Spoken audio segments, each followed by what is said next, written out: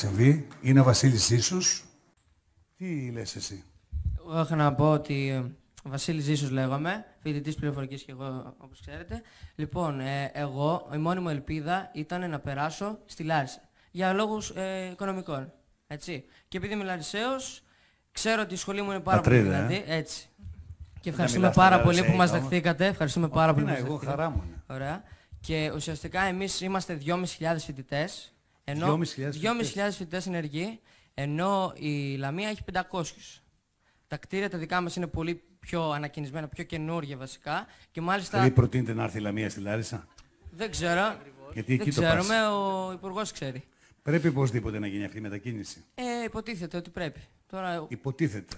Βασικά πρέπει να κάνουν το σχέδιο, να το ξανακοιτάξουν από την αρχή και να δούνε τι πρέπει να αλλάξουν, τι να μεταφέρουν. Όχι σχολές δυνατές να τις πάνε σε πόλεις οι οποίες δεν είναι αναπτυγμένες και να τις αναπτύξουν. Άρα, να λέω κι εγώ πώς κάνουν...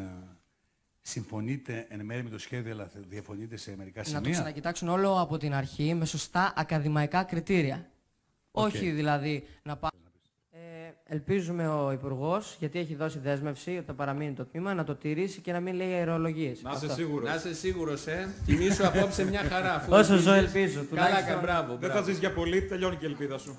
Βρες ένα χαρτόκουτο στη Λαμία να μένεις, γιατί δεν θα έχει τίποτα σε λίγο. Σκληρό από τηλεόραση που είναι καλά πατάνε. Φίλε μου, δεν υπάρχει σέντς για να πάω Λαμία, οπότε... Τι θα κάνεις? Τι θα κάνω? Ναι.